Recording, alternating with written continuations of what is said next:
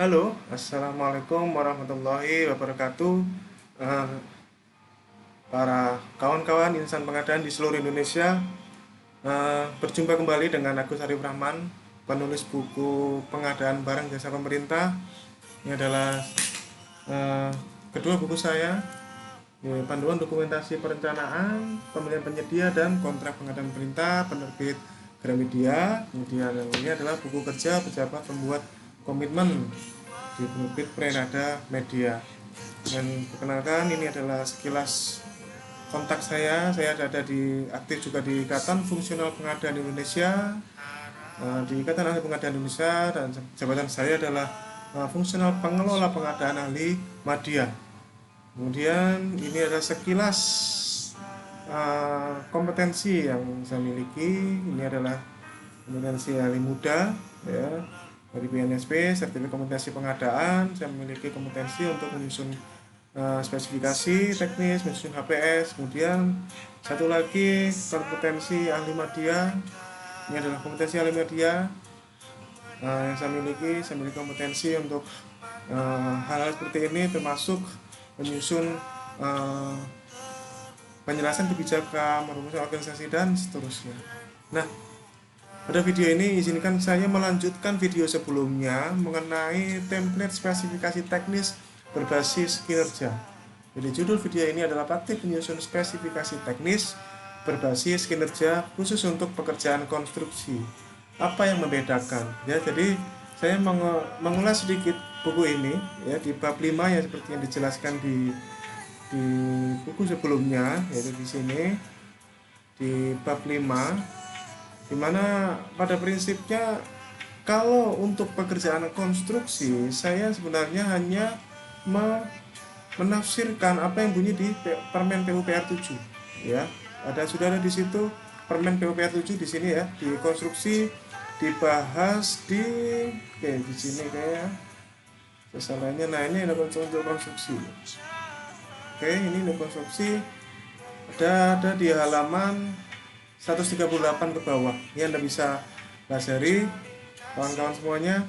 Dan saran saya memang pada saat kita work from home seperti ini, kita bisa mengajak kawan-kawan semua untuk menambah referensi dari berbagai macam buku pengadaan barang jasa untuk meningkatkan wawasan kita, ya, wawasan kita.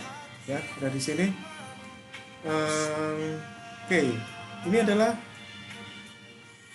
struktur spesifikasi teknis jasa konstruksi berdasarkan Permen PUPR 7 2019. Struktur pekerjaan spesifikasi teknis pekerjaan konstruksi. Ya, Anda bisa koreksi jika salah ya. Yang jelas, berdasarkan regulasi yang sekarang, kalau dulu kita mengenal istilah ada RMK, ada istilah yang lain-lain ya. Sekarang disimplifikasi, dijadikan satu dokumen yang namanya spesifikasi teknis. Inilah produk dari konsultan perencana. Jadi kalau Anda bayar konsultan perencana untuk membangun sebuah gedung dan bangunan, ya, produknya semestinya adalah spesifikasi teknis ini. Produk mereka semestinya adalah ini. Ya, ini adalah kerangkanya. Pertama adalah uraian spesifikasi teknis. Ini ada dari halaman 140 ya, bisa lihat. Ya, dan kedua keterangan gambar. Ya, sering kita menemui Anda bayar konsultan perencana hanya untuk mendapatkan ini saja, sama metode paling-paling rugi. Ya, ikuti regulasi yang ada, minta Anda mendapatkan ini semuanya. Ya, uraian spesifikasi teknis dan keterangan gambar, di mana uraian terdiri dari spesifikasi bahan bangunan konstruksi, spesifikasi peralatan konstruksi dan peralatan bangunan, spesifikasi proses atau kegiatan, spesifikasi metode pelaksanaan atau metode kerja, dan spesifikasi jabatan kerja konstruksi. Ya, ini uraian spesifikasi. Nah, baru keterangan gambar yang berisi dengan peta lokasi, layout, potongan memanjang, potongan melintang, dan detail konstruksi. Ya, sekali lagi yang sering kita temui adalah Anda produk dari konsultan perencana biasanya cenderung cuma keterangan gambar sama rapnya doang. Ya, tidak, rugi ya, rugi. Anda perlu minta ini, spesifikasi ini sama rap, ya, jadi keseluruhan. Sehingga itulah yang dijadikan dasar Ya, seorang pejabat membuat komitmen untuk menetapkan spesifikasi teknis dan HPS, ya. Strukturnya seperti ini struktur kosongannya ya, ini kosongan aslinya. Kalimat-kalimat ini ya contoh file aslinya.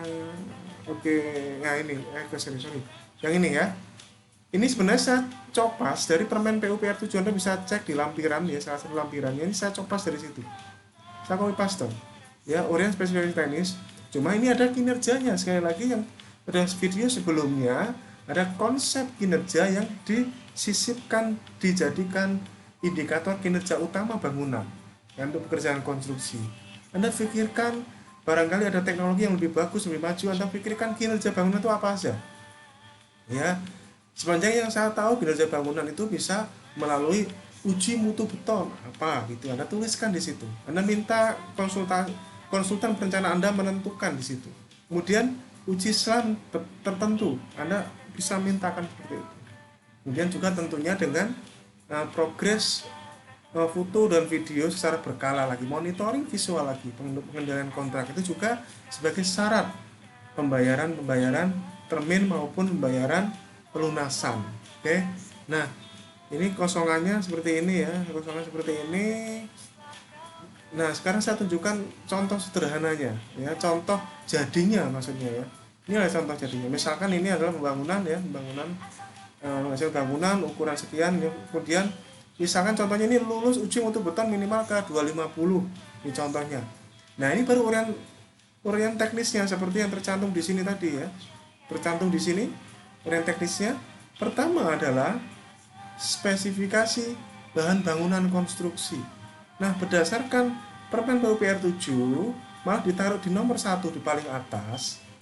Sangatlah rugi jika Anda tidak menyebutkan merek dan tipe bahan bangunan konstruksi. Rugi, Pak. Anda sebutkan. Dan saran saya ya, sebutkan pilihan mereknya, merek dan tipenya, pilihannya. Jangan satu. Sebutkanlah. Ya, misalkan semen itu antara ini sama ini misalkan. Ya, keramik antara keramik brand ini sama brand itu misalkan. Sebutkan ya, contohnya seperti ini ya, karena memang ini dapat menyebutkan merek dan tipe serta sedapat mungkin menggunakan produk dalam negeri ini, dapat menggunakan merek dan tipe ditaruh di nomor 1, jadi rasanya rugi kalau Anda tidak menyebutkan merek dan tipenya. Contohnya ini ya, contohnya semennya ditentukan ya, kalau belum pasirnya ditentukan. Kalau misalkan ini kan namanya konstruksi kan sudah tahu lokasinya di mana ya, lokasi yang terdekat di wilayah tersebut, Anda tentukan wilayah mana pasir itu. Dari siapapun pemenangnya, kita tidak peduli, yang penting Anda ambil pasir dari wilayah situ ya. Itu nanti dibuktikan dengan surat jalan. Ini contoh, ini kita berbicara sekali lagi strategi ya, strategi merek catnya, kayu kesennya kelas berapa misalkan, kabelnya ya, kabelnya juga merek 5 besar misalkan seperti itu, Anda tentukan ya. Apapun merek kabelnya terserah, yang penting adalah merek 5 besar atau 3 besar. Nah, pipanya misalkan merek apa, nah, merek-merek tertentu ya, seperti itu. Dan Anda bisa silakan berinovasi seperti itu. Jadi sekali lagi, bahan bangunan konstruksi, spesifikasi bahan bangunan konstruksi sebaiknya saran saya adalah sebutkan merek dan tipenya, atau pilihan merek dan tipenya, pilihan. Artinya siapapun kontraktornya tidak dikompetisikan. Jadi hal-hal seperti ini tidak dikompetisikan ya.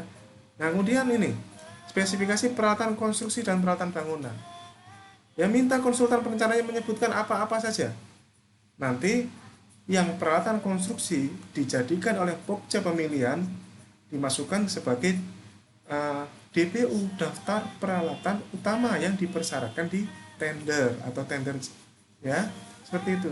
Di peralatan utamanya tentukan peralatan keseluruhan, kemudian yang peralatan utamanya yang mana. Nah, itu nanti akan diambil sama Pokjanya.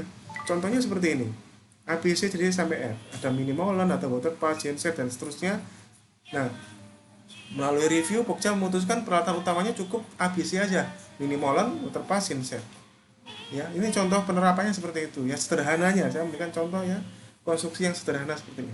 Ini adalah spesifikasi peralatan konstruksi dan peralatan bangunan. Anda jelaskan sedetail mungkin, tapi nanti pada saat ditender untuk oleh Pokjanya cukup diambil yang utamanya, dimasukkan sebagai syarat peralatan, daftar peralatan utama, dan ini dimasukkan di persyaratan teknis persyaratan teknis, bukan kualifikasi. Bukan kualifikasi. Oke. Kemudian spesifikasi proses. Kalau yang punya saya, contoh saya ini spesifikasi proses saya cukup copas dari Permen PUPR 7 tidak dirubah. Cuma ditambah ini doang, sudah mencakup laporan keselamatan K3 ya. K3-nya sudah laporan K3-nya sudah include di sini. Ini sebenarnya ini kalau ini tidak dirubah, spesifikasinya tetap seperti ini. Spesifikasi metode saya pun contoh seperti ini tidak saya rubah dari Permen PUPR 7, apa adanya seperti ini. Ya, spesifikasi metode. Oke, nanti biar mereka yang menawarkan kan ya metodenya. Ya, saya justru kalau pekerjaan konstruksi cenderung lebih suka metode itu ditentukan oleh konsultan perencananya. Saya lebih suka metode itu tidak dikompetisikan tapi ditentukan oleh konsultan perencananya. Asumsi saya adalah karena konsultan perencana lebih punya waktu untuk memperdalam kondisi atau wilayah di tempat di mana bangunan itu akan didirikan daripada para kontraktor yang hanya punya waktu beberapa hari saja untuk memasukkan penawaran. Ya, seperti itu. Jadi metode kalau menurut saya tentukanlah minta konsultan perencananya. Ya, metode. Kemudian ya ini jabatan kerja konstruksi. Sepanjang yang saya baca di Permen PR 7 lampirannya jabatan kerja konstruksi paling tidak adalah manajer proyek, manajer teknik, dan manajer keuangan. Karena pada saat di tender yang diminta adalah daftar personel manajerial, kan? Manajerial, daftar personel manajerial. Sehingga yang dipersyaratkan sebenarnya cukup ini saja, ya, cukup seperti ini aja. Selebihnya kita tinggal minta outputnya aja. Pokoknya gambarnya sesuai, hasilnya sesuai dengan gambar, seperti itu. Tidak perlu lah sampai jabatan yang kecil-kecil kita tuliskan di sini. Itu adalah konsep yang saya perkenalkan di sini. Ya, seperti ini. Oke. Kemudian barulah gambar. Nah, barulah gambar. Ya. Saya kira seperti itu, ya. Kawan-kawan semuanya. Jadi kembali lagi ke sini bahwa pada prinsipnya indikator kinerja menjadi syarat pembayaran. Jadi pada saat pemeriksaan hasil pekerjaan dilakukan uji-uji tertentu bahkan pada saat proses pun sudah dilakukan uji SLAM ya, uji hammer test misalnya. Hammer test dilakukan pada saat sudah terakhir ya, seperti itu. Misalkan Anda lakukan, kalau tidak sesuai bongkar lagi bagian tersebut misalnya ya, bongkar lagi sesuai dengan yang bunyi ya. Jadi gunanya dimasukkan di spesifikasi teknis supaya terikat di kontrak. Ya, gunanya dimasukkan di spesifikasi teknis supaya terikat di kontrak kinerjanya. Ya, jadi syarat pembayaran.